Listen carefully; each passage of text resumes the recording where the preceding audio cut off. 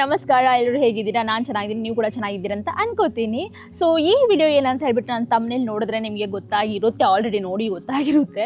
So ನಾನಿವತ್ತು ಬ್ಯಾಂಗ್ಳೂರಿಂದ ಮಳೆಗಾಲದಲ್ಲಿ ಕಾಡಿನ ಮೂಲಕ ಹೇಗೆ ಟ್ರಾವೆಲ್ ಮಾಡ್ತಾ ಇದ್ದೀನಿ ಅಂತ ಗೊತ್ತಿಲ್ಲ. ಇದು ಫಸ್ಟ್ ಟೈಮ್ ನಾನು ಈ ಥರ ಒಂದು ಮಳೆಗಾಲದಲ್ಲಿ ಫಾರೆಸ್ಟ್ ಮೂಲಕ ಟ್ರಾವೆಲ್ ಮಾಡ್ತಿರೋದು. ಅದು ಒಂದು ಫಾರೆಸ್ಟ್ ಅಲ್ಲ, 3 ಫಾರೆಸ್ಟ್. ಓಕೆನಾ?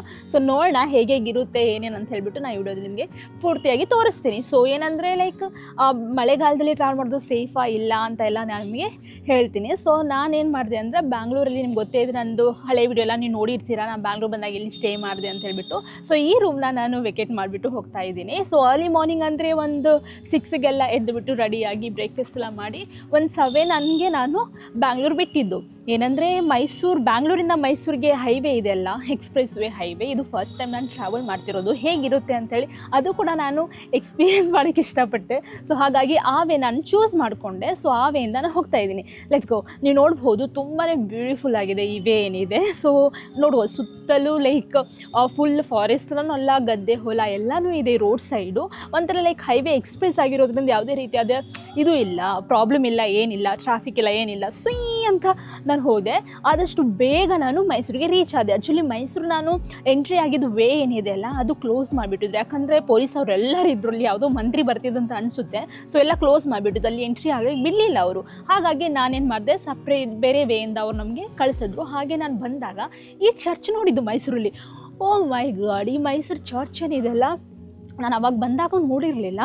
ಸೊ ಈ ಸ್ಟ್ರಕ್ಚರ್ ಆಗಿರ್ಬೋದು, ಇದು ಡಿಸೈನ್ ಆಗಿರ್ಬೋದು ತುಂಬಾ ಬ್ಯೂಟಿಫುಲ್ ಆಗಿತ್ತು. ನನಗೂ ಸಿಕ್ಕಾಪಟ್ಟೆ ಇಷ್ಟ ಆಯಿತು. ಸೊ ಇದನ್ನು ನೋಡಾದ್ಮೇಲೆ ಡೈರೆಕ್ಟಾಗಿ ನಾನು ನೋಡಿ ಮೈಸೂರು ಅರಮನೆ. ಆ್ಯಕ್ಚುಲಿ ನನಗೆ ಬೆಳಗ್ಗೆಕ್ಕಿಂತ ರಾತ್ರಿ ವ್ಯೂ ಏನಿದೆಲ್ಲ ಅದಿಷ್ಟ ನನಗೆ. ಸೊ ನನ್ನ ಹಳೆ ವಿಡಿಯೋದಲ್ಲೆಲ್ಲ ನಾನು ರಾತ್ರಿ ವ್ಯೂನ ನಾನು ಅಪ್ಲೋಡ್ ಮಾಡಿದ್ದೀನಿ, ನೋಡಿರ್ತೀರಾ ಮೋಸ್ಟ್ ಪ್ರಾಬಬ್ಲಿ. ಸೊ ಪರವಾಗಿಲ್ಲ, ಈಗ ಟೈಮ್ ಇಲ್ಲ ನನಗೆ ಓಡ ಹೋಗಲಿಕ್ಕೆಲ್ಲ. ಸೊ ಇಲ್ಲಿಂದ ನಾನು ಏನು ಮಾಡಿದೆ, ಇಲ್ಲಿಂದ ಊಟ ಮಾಡಿಕೊಂಡು ಡೈರೆಕ್ಟಾಗಿ ಫಾರೆಸ್ಟ್ಗೆ ಎಂಟ್ರಿ ಮಾಡಬೇಕಂತ ಹೇಳಿಬಿಟ್ಟು ನಾನು ಹೋಗಿದ್ದು. ಬಟ್ ಇಲ್ಲಿ ನಾನು ಆನ್ ದ ವೇ ಮೈಸೂರು ಹತ್ತಿರ ಅಂದರೆ ಮೈಸೂರನ್ನ ದಾಟಿಬಿಟ್ಟು ಸ್ವಲ್ಪ ದೂರ ಹೋಗೋಲ್ಲಿ ಒಂದು ಹೋಟ್ಲ್ ಬಂತು. ಈ ಹೋಟ್ಲಲ್ಲಿ ನಾನು ಹೋದಾಗ ಅಲ್ಲಿ ಊಟ ಏನೂ ರೆಡಿ ಆಗಿತ್ತು, ಬಟ್ ನನಗೆ ಅಷ್ಟು ಹಸು ಆಗಿರಲಿಲ್ಲ, ಏನಾದರೂ ಲೈಟಾಗಿ ತಿನ್ಬೇಕು ಅನ್ನಿಸ್ತು. ಬಟ್ ಅದು ಇರಲಿಲ್ಲ. ಹಾಗಾಗಿ ಪರವಾಗಿಲ್ಲ ಅಂತ ಹೇಳ್ಬಿಟ್ಟು ಅಲ್ಲಿಂದ ನಾವು ನೇರವಾಗಿ ಏನಂದರೆ ಬಂದೀಪುರಿಗೇನು ಎಂಟ್ರಿ ಆಗ್ತೀವಿ ಅದ್ರ ಹಿಂದ್ಗಡೆನೇ ಒಂದು ಚಿಕ್ಕದಾದಂಥ ಹೋಟ್ಲ್ ನೋಡಿದೆ. ಈ ಹೋಟ್ಲಲ್ಲಿ ನಾನು ಊಟನ ಮಾಡಿದ್ದು. ತುಂಬಾ ಚೆನ್ನಾಗಿತ್ತು, ಚಿಕ್ಕದಾಗಿದ್ದರೂ ಸಹ ತುಂಬಾ ಟೇಸ್ಟಿಯಾಗಿತ್ತು. ಹಾಗೆ ಊಟನೆಲ್ಲ ಮಾಡಿಕೊಂಡು ಬಂದೀಪುರ ಫಾರೆಸ್ಟ್ಗೆ ಎಂಟ್ರಿನ ಮಾಡಿದ್ದು. ಈಗೇನೋ ಎಂಟ್ರಿ ಆಗ್ತೀವಿ ಅನ್ನೋವಂಥ ಸಮಯದಲ್ಲಿ ನೋಡ್ಬೋದು ಮೋಡ ಎಲ್ಲ ಕ್ಲೌಡಿ ಆಗಿದೆ, ಮಳೆ ಕೂಡ ಶುರು ಆಗೋಯಿತು ರಪ ಅಂತ ಹೇಳ್ಬಿಟ್ಟು. ಸೊ ಹಾಗೆ ನಾನು ಬಂದೀಪುರ ಫಾರೆಸ್ಟ್ಗೆ ಎಂಟ್ರಿನ ಆಗಿದ್ದು.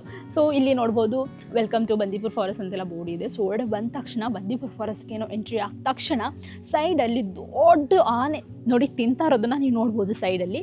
ಆ ಆನೆನ ಆಮೇಲೆ ಮುಂದೆ ಬರುವಾಗ ಏನು ನೋಡಿದೆ ಗೊತ್ತಾ, ಕಾಡೆಮ್ಮೆ. ಅದ್ರ ಸೈಜು ನೋಡಿನೇ ನನಗೆ ಒಂಥರ ಶಾಕ್ ಆಗೋಯಿತು. ಇದೇನಪ್ಪ ಇಷ್ಟು ದೊಡ್ಡದೇ ಇದೆ. ಆ್ಯಕ್ಚುಲಿ ನೋಡ್ತಾನೆ ಇಲ್ಲ, ಸ್ವಲ್ಪ ದೂರದಲ್ಲಿ ಇತ್ತು. ನಾನು ಅಂದ್ಕೊಂಡೆ ನನ್ನ ಕ್ಯಾಮ್ರಾದಲ್ಲಷ್ಟು ಕ್ಯಾಪ್ಚರ್ ಆಗ್ತಾ ಇರಲಿಲ್ಲ. ನೀವು ನೋಡ್ಬೋದು ದೂರದಲ್ಲಿದೆ, ಸೊ ಚಿಕ್ಕದಾಗಿ ಕಾಣ್ತಾ ಇದೆ. ಹಾಗೆ ಮುಂದೆ ಬರುವಾಗ ಬಂದೀಪುರ ಫಾರೆಸ್ಟಲ್ಲಿ ನಾನೇನು ಕೂಡ ಮಳೆಗಾಲದಲ್ಲಿ ನಿಮ್ಗೆ ಗೊತ್ತೇ ಇದೆ, ಮಳೆ ಬಂದ ತಕ್ಷಣ ನವಿಲು ರೆಕ್ಕೆ ಬಿಚ್ಚಿ ಡ್ಯಾನ್ಸ್ ಆಡುತ್ತೆ, ಹಾರಾಡುತ್ತೆ, ಆ ಥರ ಈ ಥರ ಅಂತ ಹೇಳ್ಬಿಟ್ಟು. ಬಟ್ ಈ ಸಮಯದಲ್ಲಿ ನಾನು ಜಾಸ್ತಿ ನವಿಲನ್ನ ನೋಡಿದೆ, ತುಂಬ ವೆರೈಟಿ ನವಿಲ್ಸ್ ಇತ್ತು. ಸೊ ನಿಜ ಹೇಳ್ಬೇಕಂದ್ರೆ ಅದೇ ಥರ ಒಂದು ನವಿಲೇನ 2-3 ನವಿಲೇನಿದೆ ರೆಕ್ಕೆನ ಬಿಚ್ಕೊಂಡಿತ್ತು. ಅದು ರೆಕ್ಕೆಗಳನ್ನು ತೋರಿಸ್ಕೊಂಡು ನನ್ನಷ್ಟು ಸುಂದರಿ ಯಾರೂ ಇಲ್ಲ, ನನ್ನಷ್ಟು ಕಲರ್ಫುಲ್ ಯಾರೂ ಇಲ್ಲ ಅಂತ ತೋರಿಸ್ಕೊಂಡು ನೋಡೋ ಥರ ಇತ್ತು. ಅಷ್ಟು ಚೆನ್ನಾಗಿತ್ತು. ಸೊ ಈ ಮಳೆಯಲ್ಲಿ ಆಗಿರೋದ್ರಿಂದ ಫುಲ್ಲು ಆನೆ ಇದೇನಿದೆ ಜಿಂಕೆಗಳ ಗುಂಪೆಲ್ಲ ಬಂದು ಹುಲ್ಲುನ ಮೈತಿರೋದನ್ನು ನೋಡ್ಬೋದು. ರೋಡ್ ಸೈಡಲ್ಲೆಲ್ಲ ನಾವು ನೋಡ್ತೀವಿ. ಈ ಟೈಮಲ್ಲಿ ನಾನೇನು ಮಾಡಿದೆ ಅಂದರೆ ಜಾಸ್ತಿ ಅಂದರೆ ಆನೆ ಹಾಗೆ ಜಿಂಕೆ ನವಿಲನ್ನ ನೋಡಿದೆ. ಆಯಿತಾ, ಇದು ನಮ್ಮ ಬಂದೀಪುರ ಫಾರೆಸ್ಟ್ ಮುಕ್ತಾಯ ಆಯಿತು. ಹಾಗೆ ನಾನು ಎಂಟ್ರಿ ಆಗಿದ್ದು ಪುದುಮಲೈ ಫಾರೆಸ್ಟ್. ಇದು ಒಂದು ತಮಿಳ್ನಾಡು. ಆಯಿತಾ, ಕರ್ನಾಟಕ ಮುಗೀತು, ಈಗ ತಮಿಳ್ನಾಡಿಗೆ ಎಂಟ್ರಿ ಆಗಿದ್ದು. ಈ ಸಮಯದಲ್ಲಿ ಅವರು ಚೆಕಿಂಗ್ ಮಾಡೋರು ಅಷ್ಟು ಪೊಲೀಸ್ ಅವ್ರು ಇರಲಿಲ್ಲ. ಲಾಸ್ಟ್ ಟೈಮ್ ತುಂಬ ಪೊಲೀಸ್ಗಳಿದ್ರು, ಬಟ್ ಈ ಟೈಮಲ್ಲಿ ಅಷ್ಟು ಇರಲಿಲ್ಲ. ಯಾಕಂದರೆ ಏನಂತಾರೆ, ಅವ್ರಿಗೆ ಡೌಟ್ ಬಂದರೆ ಮಾತ್ರ. ನಾವು ಫ್ಯಾಮ್ಲಿ ಆಗಿದ್ವಿ, ಹಾಗಾಗಿ ಅವ್ರಿಗೆ ಡೌಟ್ ಬರಲ್ಲ. ಫ್ಯಾಮ್ಲಿ ಎಲ್ಲ ಬರೋದಾದ್ರೆ ಡೌಟ್ ಬರಲ್ಲ, ಏನಾದರೂ ಫ್ರೆಂಡ್ಸ್ ಎಲ್ಲ ಬರೋದಾದರೆ ಆ ಥರ ಒಂದು ಗ್ಯಾಂಪ್ ಇರೋದಾದರೆ ಅವ್ರಿಗೆ ಡೌಟ್ ಆಗಿ ಎಲ್ಲ ಚೆಕ್ ಮಾಡ್ತಾರೆ.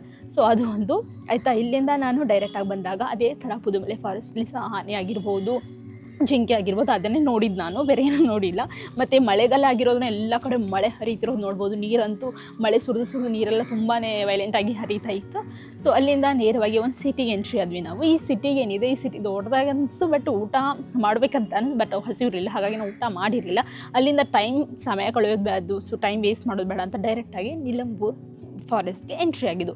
ಇದು ಬಂದುಬಿಟ್ಟು ಈಗ ನೀವು ನೋಡಿರ್ಬೋದು ಕರ್ನಾಟಕ ಫಾರೆಸ್ಟ್ ಆಯಿತು, ತಮಿಳ್ನಾಡು ಫಾರೆಸ್ಟ್ ಆಯಿತು, ಈಗ ನಾವು ಎಂಟ್ರಿ ಆಗ್ತಿರೋದು ಕೇರಳ ಫಾರೆಸ್ಟ್ಗೆ. ಹಾಗೆ ನಾನು ಎಂಟ್ರಿ ಆಗಿದ್ದು ನಿಲಂಬೂರು ಫಾರೆಸ್ಟ್ಗೆ. ನಿಲಂಬೂರು ಫಾರೆಸ್ಟ್ ರೋಡ್ ಏನಿದೆ ಒಂದು ಡ್ರೀಮ್ ಆಗಿತ್ತು, ತುಂಬಾ ಬ್ಯೂಟಿಫುಲ್ ಆಗಿ ಒಂದು ಡ್ರೀಮಲ್ಲಿ ಟ್ರಾವೆಲ್ ಮಾಡೋ ಥರ ಇತ್ತು. ಬಟ್ ಏನು ಗೊತ್ತಾ, ನನ್ನ ಹೃದಯಂತೂ ಡಗ್ ಡಗ್ ಡಗ್ ಡಗ್ ಹೊಡ್ಕೋತಾ ಇತ್ತು. ಯಾಕಂದರೆ ನನಗೆ ಈ ಜಾಗ ಏನಿದೆ ಸ್ವಲ್ಪ ಹೈವೇ ಆಗಿರೋದ್ರಿಂದ ರೋಡ್ ತುಂಬಾ ಇಕ್ಕಟ್ಟಾಗಿತ್ತು. ದೊಡ್ಡ ದೊಡ್ಡ ಗಾಡಿಗಳು, ಲಾರಿಗಳು, ಬಸ್ಗಳೆಲ್ಲ ಅದೇ ರೋಡಿಂದ ಬರ್ತಾಯಿದ್ರು. ಮತ್ತೇನಿದೆ ಮರಗಳು ಸಹ ಬಿದ್ದು ಹೋಗ್ಬಿಟ್ಟಿತ್ತು. ಸೊ ರೋಡ್ ಫುಲ್ ಬ್ಲಾಕ್ ಆಗಿ ಒಂದು 3 hours ಅನಿಸುತ್ತೆ ನಾನು ಫುಲ್ ಟ್ರಾಫಿಕಲ್ಲೇ ಫುಲ್ ಬ್ಲಾಕ್ ಆಗಿಬಿಟ್ಟಿದೆ. ಅವಾಗ ನನಗೆ ಅನಿಸ್ತಾ ಇತ್ತು, ಓ ಮೈ ಗಾಡ್, ಇದು ಸೇಫ್ ಅಲ್ಲ. ಈ ಸಮಯದಲ್ಲಿ ಈ ಕಾಡಂತೂ ಸೇಫ್ ಅನಿಸಿಲ್ಲ ನನಗೆ, ನಿಜ ಹೇಳ್ಬೇಕಂದ್ರೆ ಸೇಫ್ ಅನಿಸಿಲ್ಲ ಗೈಸ್. ತುಂಬಾ ಭಯ ಆಗಿತ್ತು. ಹಾಗೆ ನೀವು ನೋಡ್ಬೋದು ಮುಂದ್ಗಡೆ ನೋಡಿ ಮರ ಎಲ್ಲ ಬಿದ್ದಿರೋದು ನೋಡ್ಬೋದು. ಎಷ್ಟೋ ಜನ ಬಂದು ಅದನ್ನೆಲ್ಲ ಕ್ಲಿಯರ್ ಮಾಡಿದ್ರು ಆ ರೋಡನ್ನು. ಆಮೇಲೆ ನಾವು ಅಲ್ಲಿಂದ ಶುರು ಮಾಡಿದ್ದು. ನಾವು ರೀಚ್ ಆಗೋಷ್ಟರಲ್ಲಿ ಅಂದರೆ ತ್ರಿಶೂರ್ ಹತ್ರ ತಪ್ಪ ಫುಲ್ ಕತ್ಲೆ ಆಗಿಬಿಟ್ಟಿತ್ತು. ಸೊ ಅವಾಗ ಆ ಸಮಯದ ಏನು ಮಾಡಬೇಕಂತ ಗೊತ್ತಾಗಿರಲಿಲ್ಲ. ಮನೆಗೆ ರೀಚ್ ಆಗೋಕ್ಕಾಗೋದಿಲ್ಲ. ನಾನು ಕೊಲ್ಲಂಗೆ ಹೋಗಬೇಕಂತ ಪ್ಲಾನ್ ಇದ್ದು, ಬಟ್ ಆಗಿಲ್ಲ.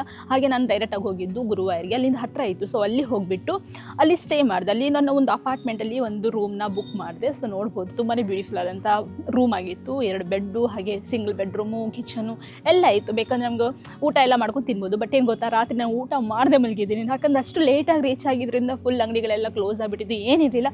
ಬ್ರೆಡ್ ಮಾತ್ರ ಇದ್ದಿದ್ದು. ಆ ಬ್ರೆಡ್ನ ತಿನ್ಕೊಂಡು ಮಲ್ಕೊಂಡು ಬೆಳಗ್ಗೆ ಅರ್ಲಿ ಮಾರ್ನಿಂಗ್ ಹೇಗೋ ಗುರುವಾರಿಗೆ ಬಂದಾಗಿದೆ ಅಲ್ಲ, ಸೊ ಯಾಕೆ ಇಲ್ಲಿ ಫೇಮಸ್ ಆದಂತಹ ಕೃಷ್ಣನ ಟೆಂಪಲ್ ಇದೆ, ಸೊ ಅಲ್ಲಿ ಹೋಗ್ಬಿಡೋಣ ಅಂತ ಪ್ಲ್ಯಾನ್ ಇತ್ತು.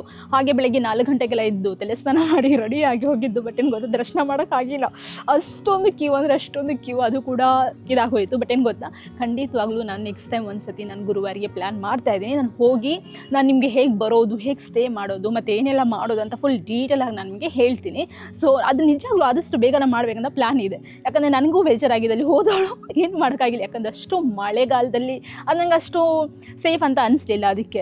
ಸೊ ಹಾಗೆ ನಾನು ಅಲ್ಲಿಂದ ಬೆಳಗ್ಗೆ 4 ಗಂಟೆ ಆದಮೇಲೆ ಬ್ರೇಕ್ಫಾಸ್ಟ್ ಎಲ್ಲ, ಯಾಕಂದ್ರೆ 4 ಗಂಟೆಗೆ ಇದ್ದಿದ್ವಲ್ಲ, ಸೊ ಸ್ವಲ್ಪ ಹೊತ್ತು ಮಲ್ಕೊಳ್ಳೋಣ ಅಂತಬಿಟ್ಟು ಮಲ್ಕೊಂಡು ಲೈಕ್ 9 ಗಂಟೆಗೆಲ್ಲ ತಿರ್ಗಾ ಎದ್ದು ರೆಡಿ ಎಲ್ಲ ಆಗಿ ಹಾಗೆ ಅಲ್ಲಿಂದ ನಮ್ಮ ಪ್ರಯಾಣನ ಶುರು ಮಾಡಿದ್ದು. ಸೊ ಹೊರಗಡೆ ರೋಡು ನೋಡ್ಬೋದು, ಎಷ್ಟು ಮಳೆಯಿಂದ ಬಂದು ನೀರೆಲ್ಲ ತುಂಬಿಕೊಂಡಿದೆ. ಒಳಗಡೆ ಸಹ ಅಷ್ಟೇ ರೋಡೆಲ್ಲ ಡಿಸ್ಟ್ರಾಯ್ ಆಗಿತ್ತು. Sometimes travelling is not about destination, it's about journey. So ಇದು ನನ್ನ ಜರ್ನಿ ಆಗಿತ್ತು. ಮಳೆಗಾಲದಲ್ಲಿ ನಾನು ಈ ಕಾಡಿನ ಮೂಲಕ ಟ್ರಾವೆಲ್ ಮಾಡಿದ್ದು. ಆ್ಯಕ್ಚುಲಿ ಕೇರಳ ರೀಚ್ ಆಗೋ ಒಂದು ನಿಯರೆಸ್ಟ್ ವೇ ಅಂದರೆ ಮೈಸೂರಿಂದ ಅಂತಲೇ ಹೇಳ್ಬೋದು. ಯಾಕಂದರೆ ಬ್ಯಾಂಗ್ಳೂರಿಂದ ಮೈಸೂರು ಬಂದರೆ ಮೈಸೂರಿಂದ ಕೇರಳ ಬೇಗ ರೀಚ್ ಆಗಿಬಿಡ್ತೀವಿ. ಸೊ ಅದು ಒಂದು ಈಸಿಯೆಸ್ಟ್ ವೇ ಆಗಿದೆ. ಸೊ ಈ ವಿಡಿಯೋ ನಿಮ್ಗೆ ಎಲ್ರಿಗೂ ಇಷ್ಟ ಆಯ್ತು ಅಂತ ಅನ್ಕೋತೀನಿ. ಇಷ್ಟ ಆದರೆ ಲೈಕ್ ಮಾಡಿ, ಶೇರ್ ಮಾಡಿ, ಮತ್ತು ಇನ್ಯಾರೆಲ್ಲ ನನ್ನ ಚಾನಲ್ನ ಸಬ್ಸ್ಕ್ರೈಬ್ ಮಾಡಿಲ್ಲ ದಯವಿಟ್ಟು ಸಬ್ಸ್ಕ್ರೈಬ್ ಮಾಡಿ. ಹಾಗೆ ನಿಮ್ಮ ಅಭಿಪ್ರಾಯಗಳನ್ನು ಕಮೆಂಟಲ್ಲಿ ತಿಳಿಸಿ. ಮುಂದೊಳಗೆ ಸಿಗೋಣ. ಅಲ್ಲಿವರೆಗೂ ಬಾಯ್.